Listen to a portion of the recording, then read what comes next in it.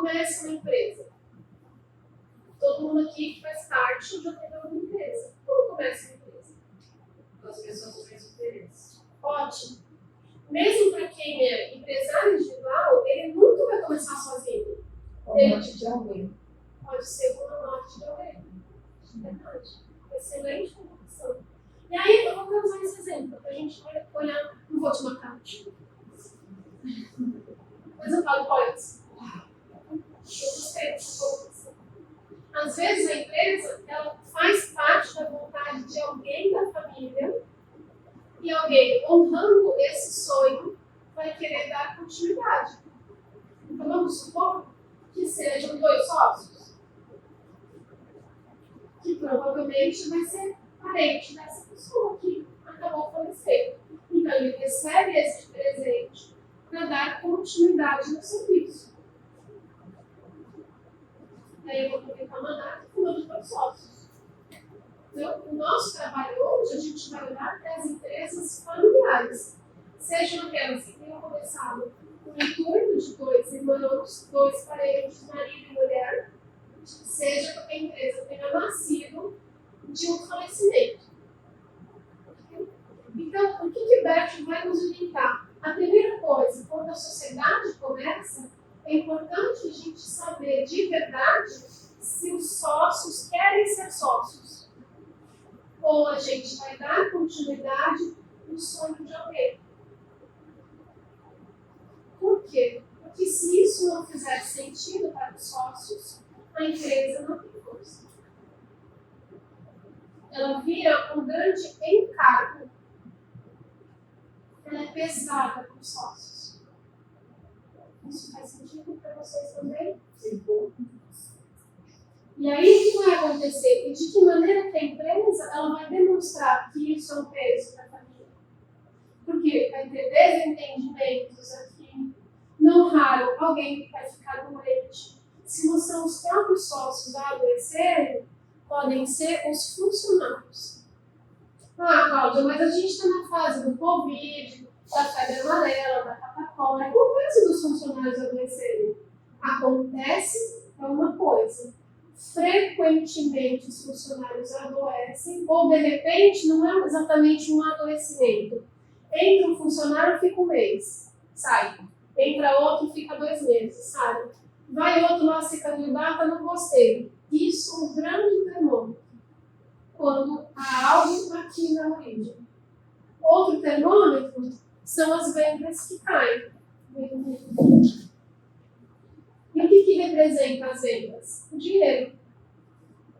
Então, o dinheiro também é um grande termômetro de que algo vai mal aqui. Crises financeiras, a gente tem uns montes no mundo inteiro. E nosso país, entre aspas, tem a benéfica, a gente sempre tem crise, a gente tem uma resiliência muito grande de lidar com isso. Né? A gente tem uma juventude muito inovadora. Né? Então, sempre tem alguém com uma nova ideia de fazer um projeto diferente, de abrir um comércio totalmente diferente que nunca ninguém pensou. Não é verdade? Mas quando o dinheiro ele oscila demais, é um termômetro forte para a gente perceber que algo aqui na sociedade não vai muito bem. Ok? Obrigada a todos. Então, quando a gente vai olhar para uma empresa familiar, a gente tem um começo de raciocínio. Primeiro, queremos fazer parte dessa sociedade? Se eu não quiser, de que maneira que eu posso sair dela sem desgastar os demais sócios? É aquilo que a gente também estava conversando. Bom, só tem vocês, então vai ser todo mundo. Vamos supor que tenho... Quantos sócios você quer? Para a gente trazer de exemplo aqui. 3. Tem uma não. Ah, hoje vocês não escapam, né? Vocês vão sentar e não ajeitar. Isso. Quando a gente vai olhar de uma forma sistêmica, o que é muito importante olhar? A hierarquia de cada um, assim como qualquer relação familiar. Existe também uma hierarquia. Quem é o mais importante hierarquicamente na sociedade? Quem teve a ideia do negócio. Então, supostamente, ele tenha tido a ideia de montar um estabelecimento que você quer. Seguros. Se a ideia for dele, nesse quadro societário, ainda que ele tenha 1%, ele é o mais importante nessa empresa. Porque se não fosse ele a ter a ideia, a sociedade não existia. O comércio não existia, os funcionários não tinham aonde trabalhar, não existia produto para ser servido, ou um serviço, uma prestação, enfim. Então, esse sócio ele tem que ter muita importância. E aonde que eu quero chegar? Vamos supor que ele seja completamente excluído da sociedade. Vai resultar em algum descompasso na empresa. Um caso super simples, ele é o único da empresa que tem o nome limpo. A gente coloca a sociedade em nome dele, mas na verdade ele não vai participar de nada, ele só deu o nome. Mas não é só o nome. Graças ao nome limpo dele, que a empresa pode ficar aberta. Então, se ele não for levado bem em consideração, a empresa vai ter muita dificuldade do dinheiro, dos funcionários, dos produtos, de crescimento, de uma sucessão bem-vinda. Faz sentido isso para vocês? Exatamente. Agora, se eles são irmãos, continua sendo quem teve a ideia. Vamos abrir uma empresa de X. Mas ele é o caçula. E aí? E a maior dificuldade que a gente tem na empresa familiar é separar a nossa vida em família da nossa vida em sociedade. Não é? É a parte mais difícil, porque lá em casa, vamos supor que ela seja a irmã mais velha, a irmã do meio e o caçula. E em casa, ela veio primeiro. Mas na empresa, a ideia foi dele, ele vem primeiro. Virou um caos. E aonde que a gente vai olhar esse caos? Nos funcionários. A dificuldade que os funcionários... A dificuldade que os funcionários vão ter de respeitar cada dono. Ela também, representando todos os funcionários, ela vai ficar confusa. A quem eu devo satisfação? Quem obedece? Quem dá uma ordem e que tem mais hierarquia dentro desse quadro societário? Ou então, por exemplo, numa relação de marido e mulher. Ela tem 49% e ele tem 51%. Quem tem mais cotas sociais, manda mais na empresa. Ou, de repente, eles escolhem um gerente entre eles. Então, vamos supor, entre 3, ela é a gerente. Quem os funcionários devem obedecer? Pelo contrato social, a gerente. Mas é ele que dá mais convite. E o funcionário fica perdido. Então, também é uma forma da gente observar que alguma coisa está em descompasso. Faz sentido eu mandar ela embora? Só que muitas vezes é o que nós fazemos. Eu mando ela embora porque ela não sabe obedecer. Mas a bagunça continua aqui em cima. Eu posso contratar 30. Os 30 vão demonstrar que há algo que é errado.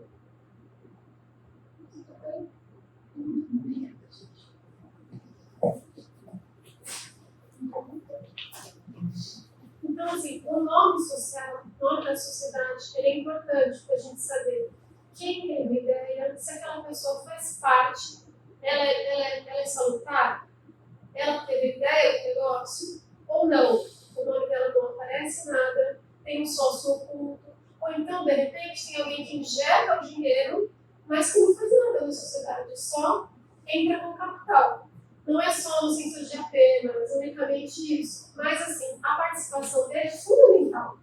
Se não tiver o dinheiro, é a mesma coisa que o nome. Então é bem importante que a gente olhe o nosso contrato social para saber como é que são divididas as funções. Alguém foi deixado de lado? Poxa, alguém que emprestou o nome nem fez parte do contrato social, tem 1% nas contas. É certo? Que consequência que isso vai trazer para nós? Se for uma relação entre irmãos, por exemplo, como é que fica? Para a gente olhar dentro de casa e fora de casa. Isso traz consequência? Traz. Porque muitas coisas vão depender disso. Quando a gente tem uma sociedade de mais de 2 pessoas, por exemplo, sempre alguém está na frente do negócio. Que é aquilo que você estava contando. Né? Então vamos lá, um exemplo? Então vamos imaginar numa sociedade de 3. pessoas.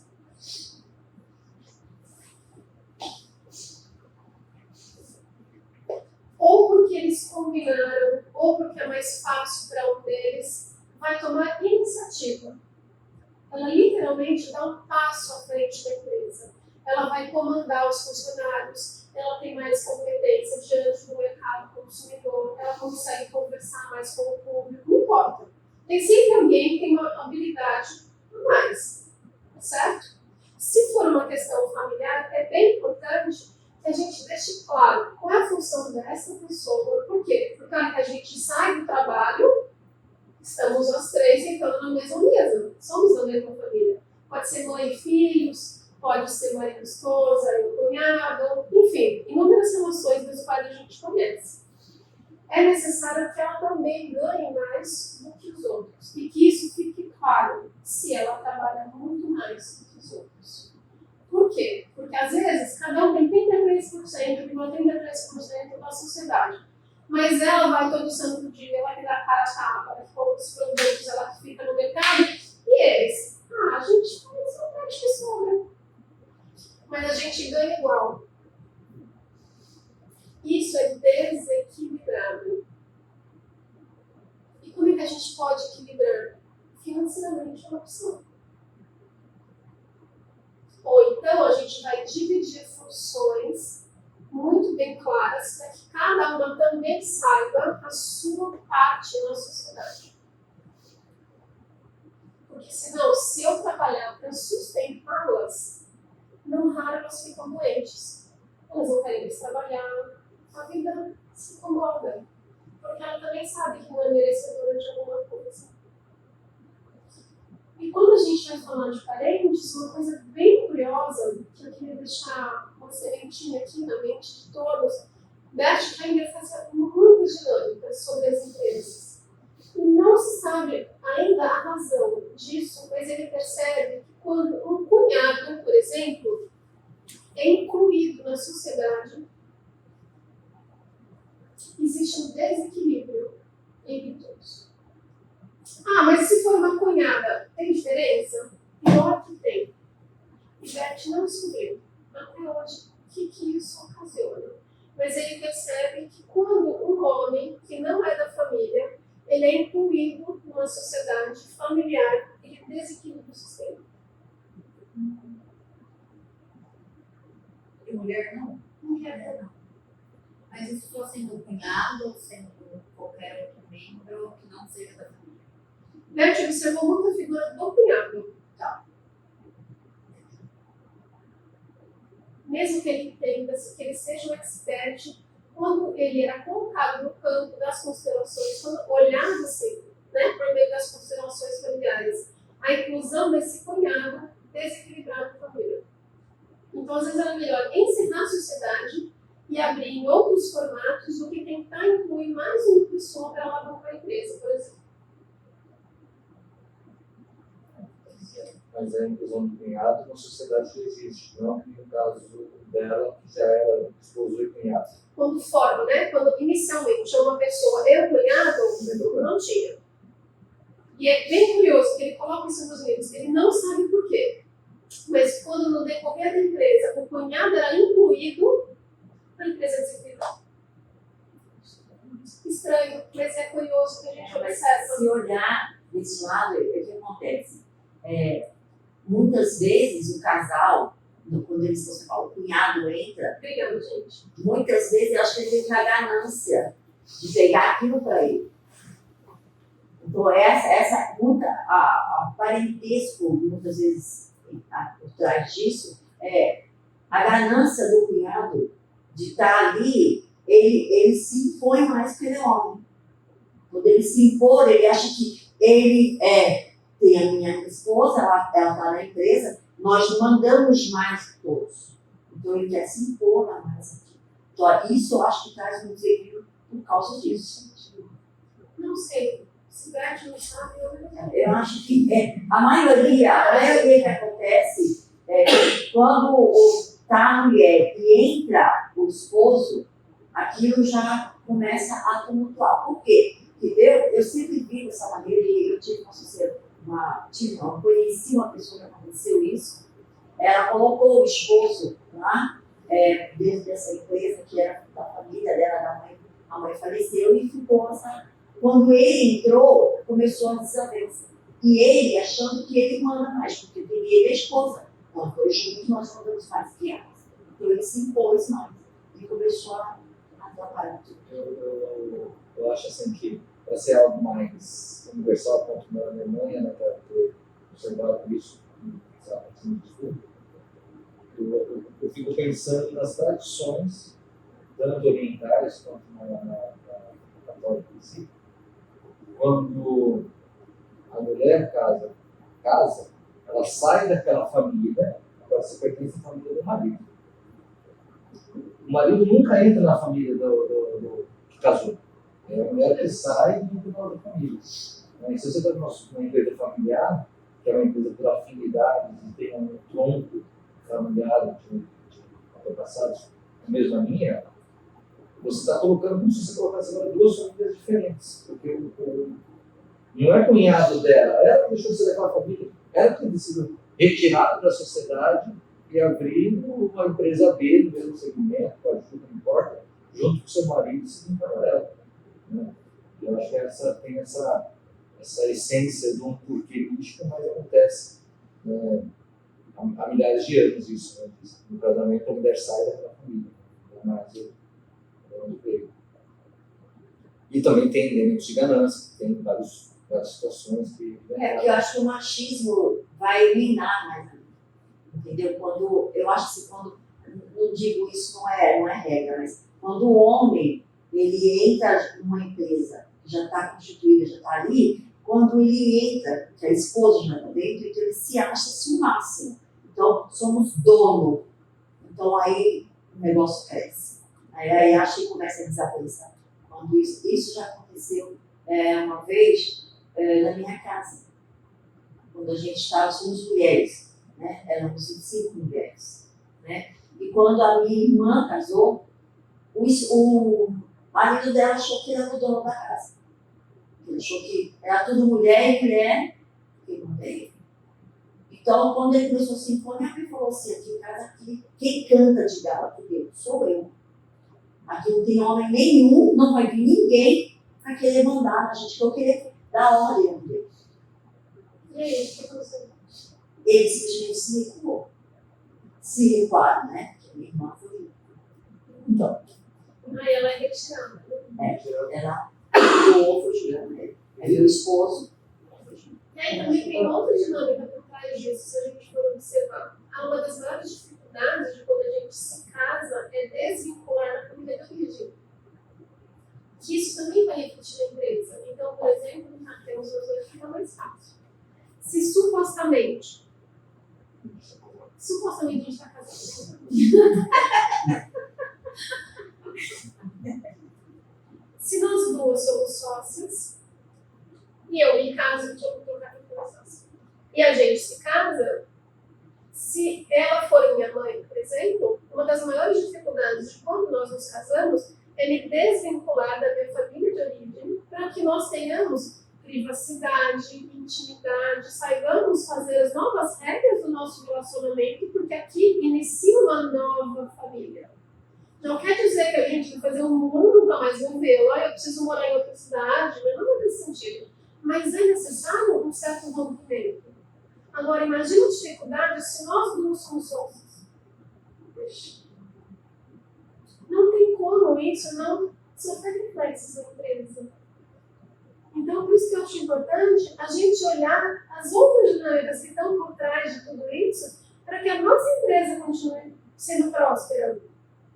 Porque uma coisa que é bem importante e não se fala gente, por exemplo, o Brasil, em especial, daquilo que nos contam, né? O Brasil ele foi formado pela junção de famílias. Né? Portugal e Espanha se juntaram na troca de parceiros, isso existia há muito tempo, né? As pessoas eram prometidas em casamento para que os reinos se mantivessem fortes.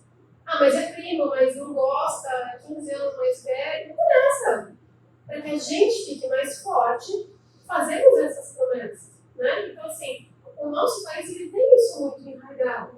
Então fala assim, não é porque eu não sou empresário, eu não quero saber sobre isso. Isso faz parte da nossa vida. É uma ilusão a gente achar que não é porque eu não sou empresário, eu não estou envolvido. Se dane, eu não deles lá.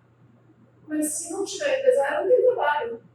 Eu não tenho o que comprar, eu não tenho prestação de serviço para receber. Então, existe uma cultura muito forte também no nosso país. Isso não tem nada a ver com isso. Que nem chamando funcionário. O funcionário, e às vezes o sócio, ele fala assim, eu sou majoritário. Não deu certo. Não é assim. Tudo faz parte de nós, né? Então, é bem importante que a gente olhe as dinâmicas das famílias também por trás de tudo isso que a gente, às vezes, não tem capacidade. E aí o dinheiro, que é algo extremamente importante dentro da empresa, ele vai demonstrar que tem alguma coisa errada. E às vezes a gente faz um investimento naquilo que não vai fazer a solução. Que nem eu fiz a brincadeira do funcionário. A gente manda o funcionário para o e foi embora. Mas o problema é só do funcionário, ele está demonstrando que alguma coisa está errada. O animal está morrendo? Será que é só uma questão de doença? Ou tem alguma coisa por trás de tudo isso? Não é verdade? E às vezes a gente fica tão focado naquilo, porque estamos envolvidos, e fala, não, a gente tira esse elemento.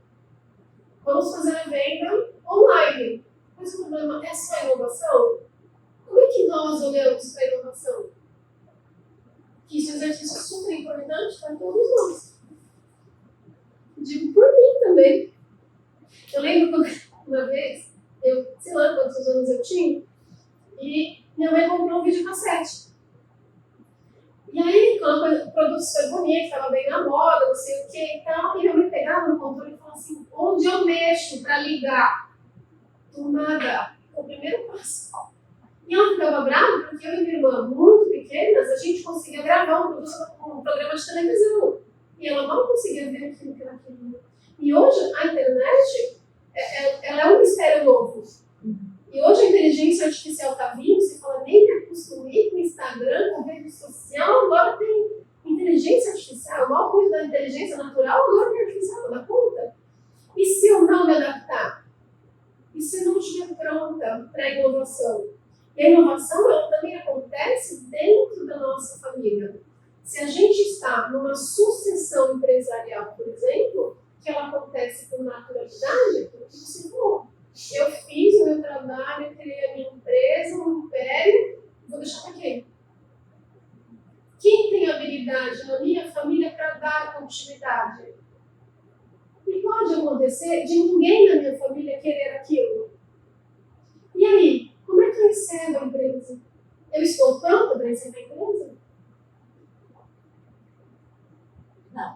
Não.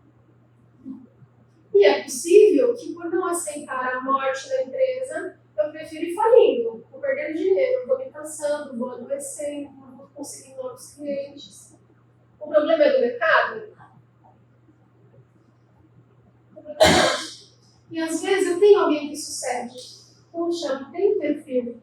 Ela gosta, ela sabe se portar, ela tem orgulho de trabalhar comigo, mas eu não vou abrir mão do que é meu para entregar para ela. E aí? Para onde vai a minha empresa? E quem se oferece para suceder, como se sente?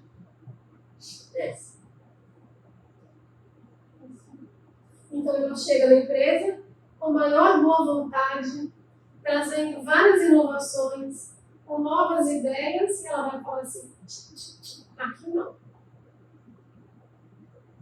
E a empresa vai degringolando. De quem que ela vai falar a culpa? É dela, acho que não. Viu? Não sei você, está lá tudo certo.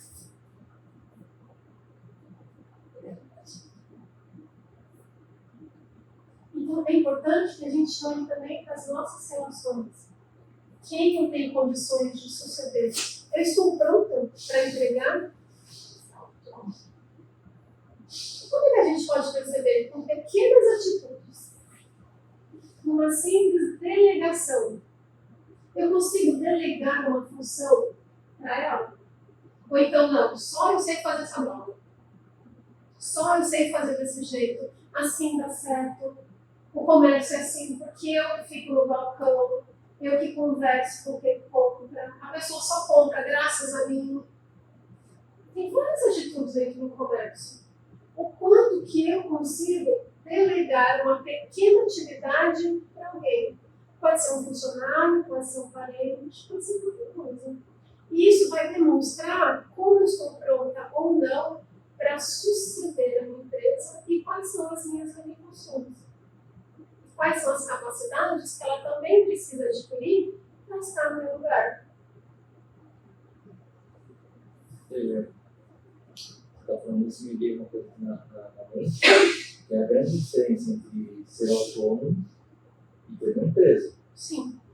O autônomo, vem de autonomia, quer dizer que não depende de ninguém, com isso você não delega. Então tem muita gente que tem uma empresa, mas dentro dela ela é só autônoma. Então, fica tudo centralizado, cuida de tudo, não consegue fazer isso. Mas eu acho que é uma diferença muito tênue entre o autônomo e o empresário individual. Sim. Muito tênue. Vamos supor que ela seja autônoma. Não é? Ok. Metaforicamente você é autônomo. Não consegue passar nada para mim. Não consegue passar nada para ninguém. Mas qual o preço disso? Depois não tem nada para passar para ninguém. E aí faliu a empresa. E aí ela fica. Exatamente. E aí eu fico pensando, então eu vou fazer o seguinte, eu vou contratar uma empresa de marketing, por exemplo, para aumentar as minhas vendas. Mas eu não vou deixar ela fazer nada. Tudo que ela trouxer de inovação, eu vou falar assim não funciona. Mas onde eu vou jogar a desculpa? Não, ela é muito cara. Não tem dinheiro para pagar isso. Então, tá bom. Então, você não tem quem vende o seu produto. Vai incumbir quem vender o produto? Não. Puxa, mas eu preciso procurar um lugar novo. Por exemplo, para eu trabalhar em um lugar mais adequado, porque o público que eu quero atender é um público de uma condição um pouco melhor. Não vai fazer tudo sozinho. Não vai sair. Esse é o risco também do autônomo. Falou assim, eu não tenho para quem delegar. Mas pequenas atividades, elas são delegáveis hoje em dia. Isso permite que a gente veja até onde a gente consegue ir. Tem palestras que falam de empresa, que fala que a empresa só está saudável quando ela funciona Sem o dono. sem a presença dos donos. Exatamente. E no autônomo não existe isso, né? O autônomo é ele mesmo, é o homem de uma banda só. Você não tem um autônomo que funciona sem autônomo. Olha, hoje em dia, eu não sei. Eu não sei até que ponto, se eu fizer um excelente atendimento, eu tenho no meu cliente também um bom divulgador. Eu não sei. Se eu tiver uma excelente rede social no mundo atual, eu tenho 5 milhões de seguidores. A minha atividade, eu não vou cobrar R$100, vou cobrar 500. Eu já vi vários empresários falando assim, poxa, a minha agenda está lotada, sinal que eu estou cobrando barato. Vou cobrar 2.000 a hora. Juro? Uma moça que faz design de sobrancelha. Eu achei interessantíssimo o origem de raciocínio dela. E ela falou, tem dias que não tem horário. Está lotado. Eu vou cobrar 3.000. Sinal que o meu produto está valendo isso. As pessoas estão querendo. E o que ela tem? Uma baita rede social. Quem somos nós em rede social hoje em dia? Mas isso também é inovação, que é algo muito delicado para a gente abrir mão. Eu não sei isso. Também acontece quando chega um novo sócio. Por exemplo, um filho. O pai já tem uma certa idade, ou a mãe, né? Já está mais cansado. Para quem eu vou deixar o meu patrimônio? Eu gosto de você. Casal. Porque tem que ser um só. Como será dos nossos filhos que têm condições? Pode, mas eu não tenho filhos. Ok. Será que alguém quer comprar a minha empresa? Fazer uma compra miúde para que ela vá acompanhando, vai aumentando a conta das cotas para uma determinada de 100%? O que será que está pronta? Mas a gente quer vender? Não. Se a gente não quer vender, pode somar 15 compradores. Que não vai vender. Já viu essa história?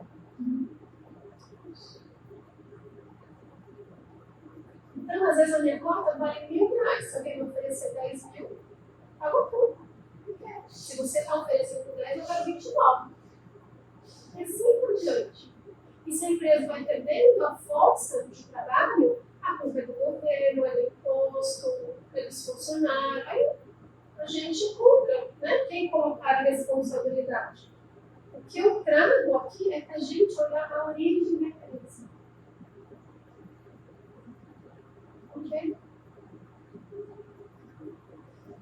Vamos ver isso. A gente estava conversando recentemente, né? O mundo está cheio de histórias de grandes empresários, né? Empresários, quando você olha, cada 10 projetos, 5, 6 dão errado, dão falência. E parece que a nossa cultura, do Brasil, parece que a gente é de uma competência só, um tiro só. Se aquela pessoa faliu naquilo, ela não presta mais nada, está lá com estigma, não sai daquilo. E tem um usado influência, acho que é de algo no nome dele, ela se mandou Eu falei várias 7 vezes. meses. E um exemplo, eu tenho estado vendo nada, é emocionante ouvir ele falando. Você percebe o gás que ele tem, né? A força de vida que ele tem. E é algo bem interessante de ter trazido, em especial quando a gente vai falar de empresa familiar. Se por um acaso eu não dei certo naquilo, nossa, eu morri de empresa. Não é?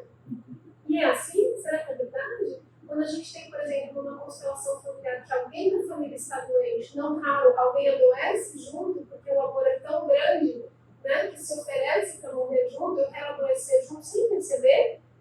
Quem vai morrer? Os dois. Os dois vão ficar doentes, os dois vão ficar sem dinheiro, os dois vão ter um relacionamento ruim. Calma, a gente consegue se desconectar? Né? Não deu certo a empresa, mas eu não deu certo uma outra. Então sou eu que não deu certo, entre aspas, ou foi um empreendimento que por ele razões não deram certo?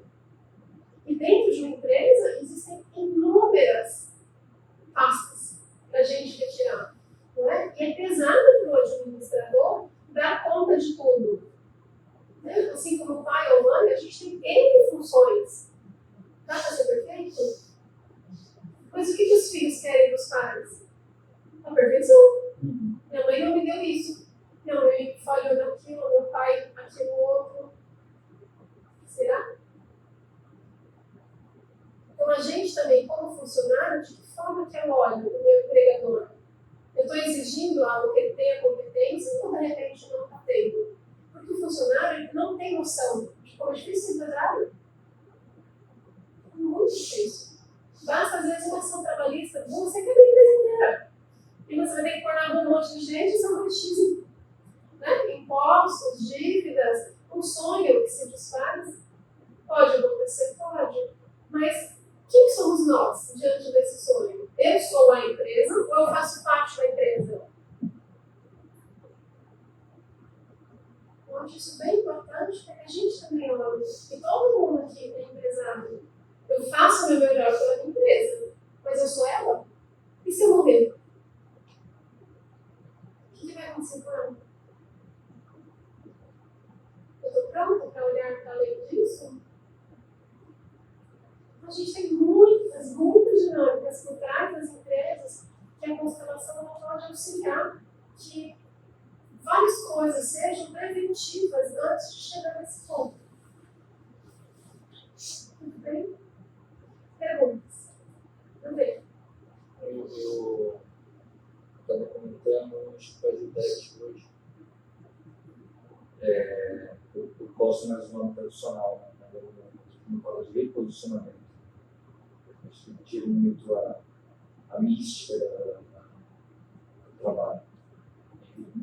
A empresa muitas vezes precisa de reposicionamento. Comentei com você, né? Eu tentei fazer um colaborador pegar uma função de gerência, por ser uma pessoa extremamente inteligente, leal, jovem, bem. E eu, só que emocionalmente eu não estava preparado para comandar, né? Para gerir. E agora tem que voltar ele para a parte operacional. E esse declínio, né, de carga está tendo um impacto pior ainda no emocionalismo. Né? Então, às vezes, assim, eu tentei promover, não conseguiu, eu tenho que dispensar em vez de realocar o reposicionamento da maneira que você só precisa ser ruim para todo mundo. Isso que é bem curioso. Na empresa, quando você mexe com um, você mexe com muitos. Ah, mas a minha empresa tem que ter 400 funcionários? Não. Quando eu mando um funcionário embora, se for especialmente uma demissão injusta, a empresa inteira sente. Não é verdade? Se de repente um dos sócios falece, todo mundo não sente. Se o grupo administrador, todo mundo sente. A mesma coisa se ingressa um sócio que não tem nada a ver com os sócios. A empresa inteira sente. Nossa, mas ninguém nem sabia que esse sócio ia entrar, é só investir o dinheiro. Não é só o dinheiro. Muito além do que a gente imagina. Então, quando a gente vai brincar de comprar ações, também estou fazendo parte de uma sociedade. Que é algo que ninguém olha. Quando eu compro ações, por exemplo, na Bolsa de Valores, eu estou comprando ações de uma SA, Sociedade Anônima, que é uma empresa com uma quantidade de X funcionários, eu tenho a menor noção, X de capital, que vende, que não vende, mas eu vou colocar o meu dinheiro nela. Vai refletir ou não? Acho que vai. Então, onde eu estou colocando a minha energia? Eu preciso de um sócio para minha empresa. Eu vou escolher alguém, tipo, a gente faz uma brincadeira, né? Ah, eu vou casar, eu preciso de 5 padrinhos. Eu quero escolher meus amigos mais ricos porque eu quero os presentes mais legais. É isso que a gente busca no casamento. Mas às vezes na sociedade eu vou buscar alguém que tem mais funções financeiras porque eu preciso de X mil reais para abrir o meu negócio. Mas ele é um bom sócio? Nem sempre o seu melhor amigo é o seu melhor amigo de viagem. Não é verdade? Mas na sociedade, muitas vezes, eu me agrego a alguém que tem determinados princípios diferentes do que o meu, mas eu preciso do dinheiro dela.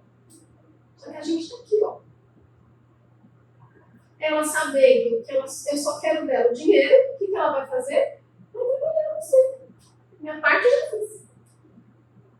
E aí, se a sociedade der certo, eu ganho dinheiro suficiente para comprar a parte dela. Certo?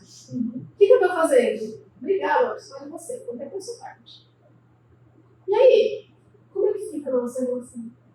Essa. Nossa. Exatamente. Então, quando a gente vai montar a sociedade, quem é esse meu sócio? O que eu espero dele?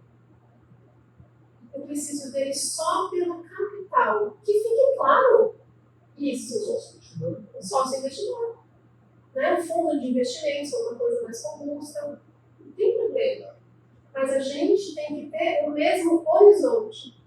Se os sócios não tiverem o mesmo horizonte, assim como o relacionamento de casal, para onde nós vamos? Para caminhos completamente opostos. Isso o tempo vai dizer de uma forma muito cristalina. Aí, às vezes, a empresa ela é incrível, mas ela vai decrescendo. E a gente vai falar assim, meu Deus, o que eu fiz de errado? Volta. Lá no começo, aqui é a fonte, o que é a origem da empresa? O que a gente tem que olhar aqui? Quando eu estou lembrando de várias vezes na advocacia, eu falava que todo mundo fala, né? A sociedade é um casamento. Então, a primeira coisa que você pergunta para uma pessoa que está casada, vocês vão separar em que regime? Casei que regime? Claro. Que a tradução é, na verdade, como é que vocês querem separar, né? É comunhão universal, comunhão parcial, separação total? O povo está casando agora, já está perguntando. Mas é assim. Na sociedade não é muito diferente. Não. E a gente já viu situações no trabalho de 2 empresários, sócios, dando sangue, mas cada um tinha uma meta financeira totalmente diferente e não se conversava. E aí, um exemplo assim, eu quero ganhar 30 mil por mês, ela quer ganhar 50 mil. Enquanto está cada um tirando 20 mil, os dois estão trabalhando no mesmo gás. Começou a ganhar cada um 30 mil, eu já começo a desacelerar, porque esse era o meu conforto. Mas não era o conforto dela, ainda está no gás. Começou os dois a ganhar 40 mil, eu já começo a viajar 2 vezes por ano. E aí a sensação no que no outro está me roubando. Porque eu estou trabalhando e o fruto do meu trabalho eu estou dividindo com ele que não quer mais trabalhar. E aí, literalmente, acaba tendo furto na empresa do que trabalha mais, porque ele se sente injustiçado achando que o outro estava roubando primeiro e sociedades se quebram só por causa desse ponto que estava. Talvez a gente não estava pensando. Os fichas vão caindo, né? Deve ter ouvido essa palavra uns 15 anos. Mas aí, há 15 anos atrás, Você não teria maturidade. você não pronto, eu te falo por experiência própria. Eu levei 2 anos para ter o filho comigo. E eu conhecia, tá? Porque não era um momento. A gente não era. Eu tenho que passar aqui, né? É. Bem para passar, Faz parte. Eu tenho certeza que todos nós convidamos alguém para vir. E hoje a gente fazia uma expectativa de ser o dia mais cheio. Mas nem sempre olhar para isso é gostoso.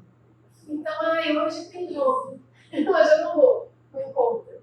Hoje tem sol. Puxa, vou na praia. E cada um de nós. Meu marido mesmo, gente, eu tinha convencido ele que ia ser legal ele vir. Quando estava com resfriado, trabalhando de manhã, aí eu olhei para ele, fica com pena. Aí eu falei que vai trabalhar ainda mais tarde, mas era muito interessante que ele tinha. Mas é essa de sociedades e famílias, né? A família da minha mãe são todos cabeleireiros. Todos.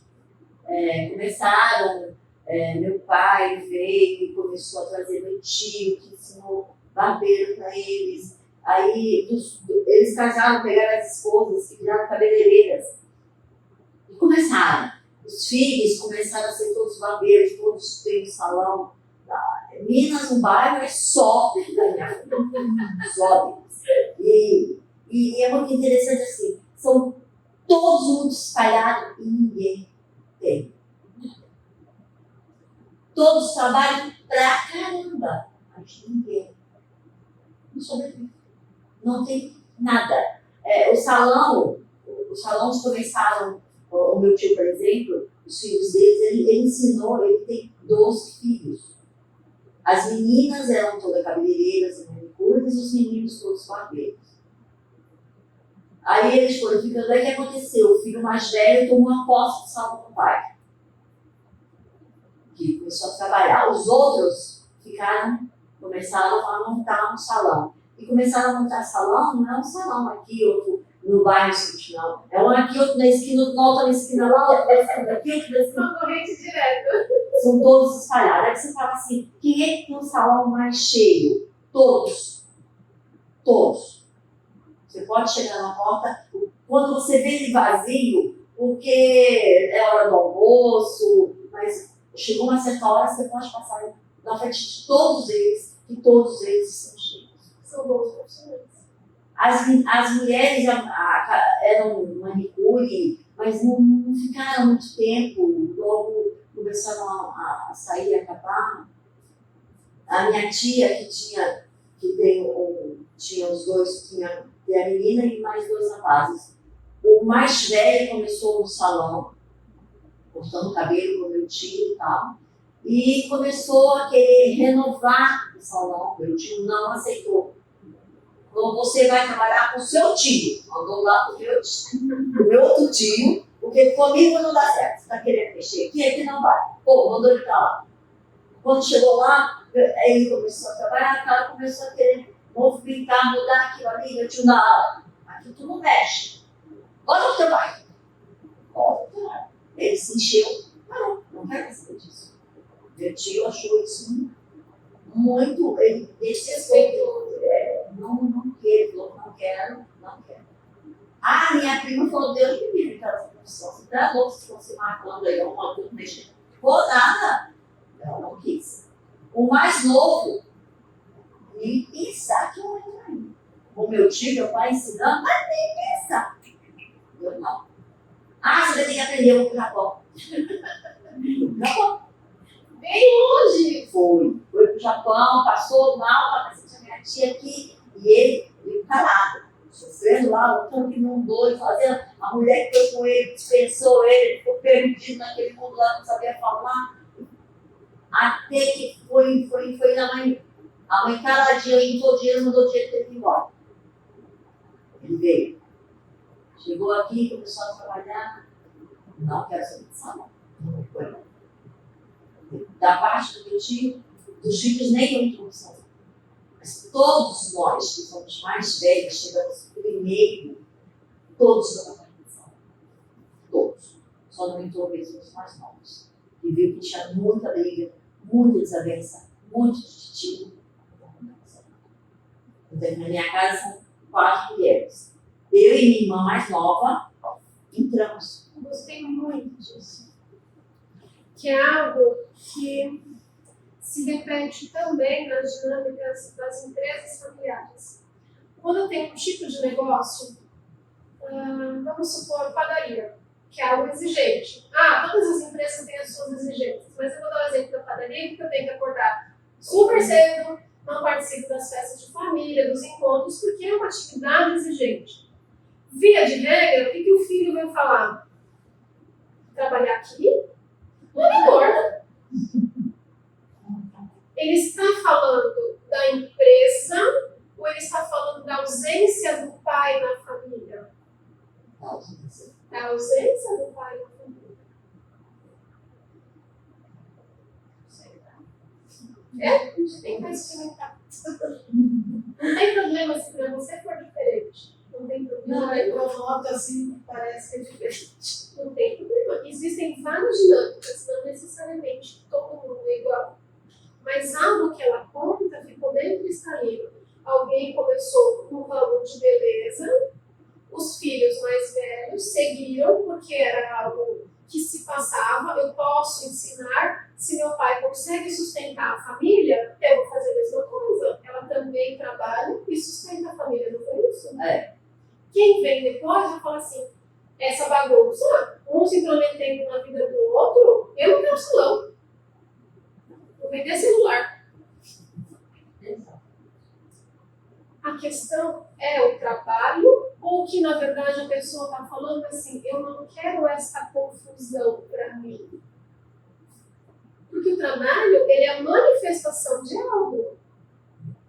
A minha padaria é a manifestação de algo. Eu quero trabalhar junto com meu pai. Então, se ele vier de manhã e eu fechar o estabelecimento, então ele não precisa ficar mais 20 horas, por exemplo, na padaria. A gente pode fazer 12 horas cada um e 2 horas em comum para a gente trocar informações. Não é verdade? Mas quando assim, vai monta a padaria, aí põe o filho lá, top, entendeu? E a pessoa parece que está ali só de corpo presente. Sim. Que não Porque não é o que ele queria, porque muitas vezes o que acontece? O pai tem um excelente patrimônio, porque ele conquistou, e ele vai falar assim, vou fazer o meu melhor para o meu filho, vou colocar na melhor escola. Mas eu não quero estudar. Deixa a escola no estado. Estou feliz lá. Porque muitas vezes, na balança da sociedade, eu quero fazer isso, eu gosto disso, eu admiro essa atividade. A gente às vezes não pergunta. E mais, às vezes o filho, por amor profundo aos pais, vai falar assim, monta que eu toco, pode abrir uma loja no Ou shopping. aprende a profissão por querer estar perto. Exatamente. Para te agradar. A gente assistiu aos Anos em Crise, daí eu tinha um episódio, isso era antigo, né? Maravilhoso da nossa infância. Eu tinha um episódio que o pai trabalhava no órgão governamental, verdade. sempre chegava estressado e os filhos olhavam aquilo pensando, nossa, eu não quero Eu fazer nunca vou trabalhar, eu não vou ser funcionário público. eu não quero trabalhar no que meu pai faz, ixi. Aí um dia a mãe vem e fala assim, por que você não leva teu filho mais novo lá para o trabalho? O menino fica encantado com a capacidade de gerência do pai. E ele chega estressado junto com o pai no trabalho, porque ele trabalha estressante sempre, mas ele começa a olhar o pai com admiração. Né? E o trabalho que tinha não era mais algo ali. Exatamente. E muitas vezes a gente acaba passando isso, né? A gente Sim. transfere para o filho não os louros do que a gente faz, não que a gente, se eu não for abrir 4 horas da manhã, não tem como para muita gente para trabalhar com ele. Né? A gente passa assim, caramba, eu tenho que acordar essa hora, não posso brincar. Então, o que será que a gente está vendendo para os nossos filhos? Né? Obrigada, gente. É muito interessante isso, porque, como eu na minha casa, né, somos 4 irmãs, as minhas irmãs mais velhas, nem pensar de aprender essa profissão, Nem pensar.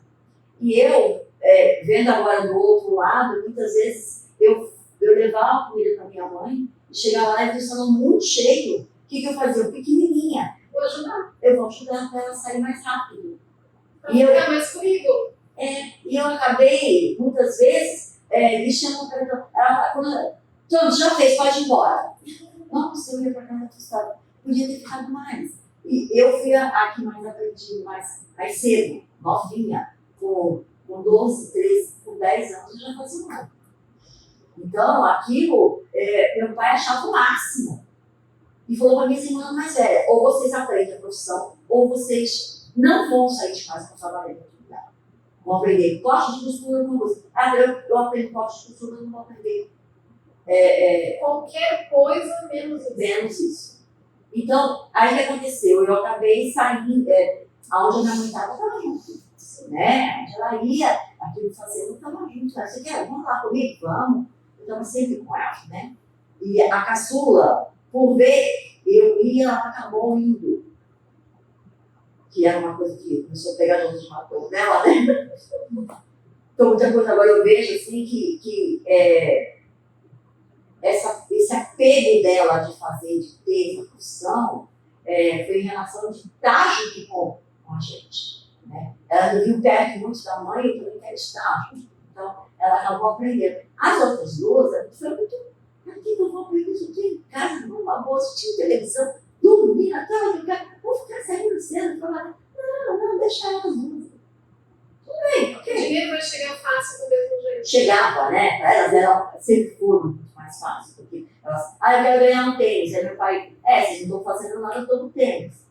Você ganha seu dinheiro, você está trabalhando. Você compra o seu Você compra o tênis. seu. E nunca tinha dinheiro, né? A gente não tinha dinheiro, porque o dinheiro não vinha para nós. Não sei, para minha mãe. Meu pai então nunca chegava a gente. Então, esse apego poderia ter sido. Tanto é que na minha adolescência eu fiquei muito revoltada. Eu tinha uma revolta muito grande. Eu não sabia onde que era. Uma depressão muito grande. Eu não queria olhar para as pessoas. Eu não queria dar um dia para elas.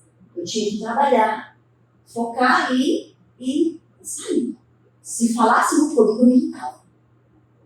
Se a pessoa ficasse falando, muito bom dia, aquilo me irritava muito. Eu não sabia o que era. Eu queria me livrar daquilo e eu não sabia o que era. A minha mãe falava, olha, acorda, tem gente esperando. Putz, nem acordei, já tem gente esperando. Ai, caramba! E aquilo era revoltante, muito revoltante. Eu falo, eu não quero ficar no protesto de ninguém. Eu não vou ficar no protesto. Eu quero uma vida de escritório, eu não quero trabalhar com isso. Mas eu falava, aí eu falava, vim voltar, não sei o quê. Eu nunca sei. Era só para estar com ela, cumprir alguma coisa dela. Eu consigo ter mais a minha mãe estando com ela no trabalho. Automático. E aí, mas a gente fica enrascado nessas histórias? Eu acho que depende da forma com que a gente vai olhar isso. Porque a dificuldade das nossas literais dificuldades é que você está tão envolvido, sabe dívida? Você está tão envolvido que você não vê que é sair daqui. Ele que tem, você não sabe. Porque, tipo assim, o pai do meu marido tinha padaria. Aí o meu marido se forma em engenharia elétrica, mas aí vai pro ramo de padaria. Aí tem, nas horas vagas, meu marido ajuda a construir padaria para outras pessoas. Aí ele construiu uma padaria em São Vidal no Guarujá. Ele era um puta do advogado, estava super bem na profissão dele, mas aquela padaria era do pai. E ele, para honrar o pai, ele quis reformar aquilo e está super feliz. E ele estava super bem na carreira dele, ganhando bem. Ele era bom, ele falava assim, eu era bom no que eu fazia. E está lá enrascado. Mas será que aí a pessoa é feliz? Não, Depende. eu acho Eu acho que depende. Eu acho que cada situação é uma. Mas assim, até que ponto a gente gostava disso? Até que ponto a gente tem uma... E que a gente, por exemplo, eu encontrar uma saída agora, Não tem problema. você fala assim, chega uma hora, você fala assim, não tem saída. Eu não vejo nessa característica. Da mesma forma que eu não vejo como uma coisa ruim. Por que eu tenho que olhar o ruim? Eu posso olhar o bom disso? Quantas e quantas e quantas constelações que a gente faz, certeza que ali não vai dar certo, e a hora que você desnuda aquilo, você fala, gente, quanto amor envolvido, eu não vi. Lógico que não viu. Por isso é difícil. Exatamente o que você falou. Eu fiquei muitos anos fazendo algo que eu não gostava para estar do lado da minha mãe. Não valeu a pena? Fiz com perfeição, não fiz. E você sobrevive disso até hoje. Eu não, isso sempre meus filhos, todo mundo. E por que isso é ruim? Eu acho que essa questão é muito importante. Mas assim, a questão não é do ruim, é assim, o que você deixou de fazer. Eu discordo. Você desviou do seu caminho. Eu discordo. A gente não sabe qual é o nosso caminho. Cláudia. Oi? Duas coisas que eu queria dar um gancho assim, um exemplo muito positivo. Depois eu não sei que horário você precisa começar a constelação para poder. Então, um gancho super positivo. Lá em Registro, uma cidade bem peculiar, como muitas outras do Brasil. Tem duas famílias de japoneses que levaram chá do Brasil, trouxeram chá do Brasil. Né?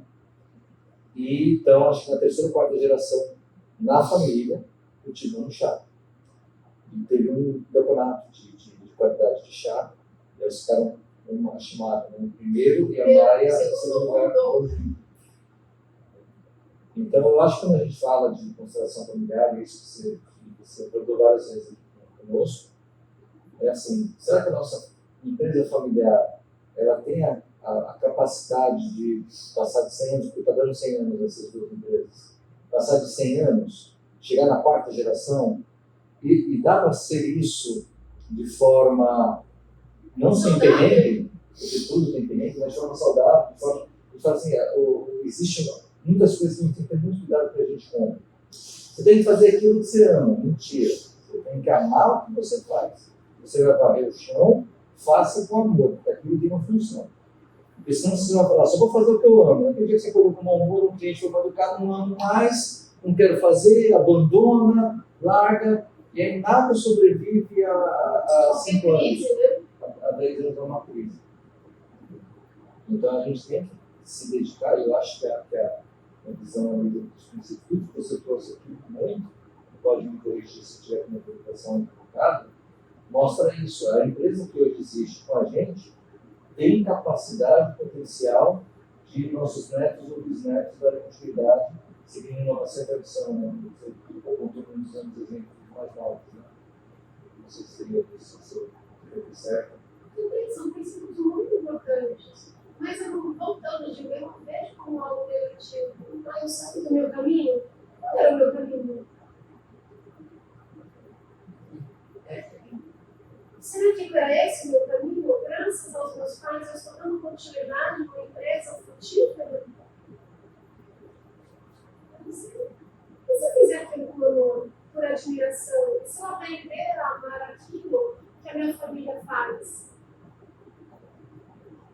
Então, eu acho que essa é a oportunidade que nós temos todos os dias de nos questionar. Eu não quero ser padeiro de jeito nenhum. Não vou nem comer pão porque eu tenho uma energia nessa atividade. Será? Será que isso me resolve? Ou será que aquilo vai bater na minha porta todo santo dia? Não sei. A constelação traz essa reflexão para nós. Onde que a gente se coloca? Muito obrigada a todos.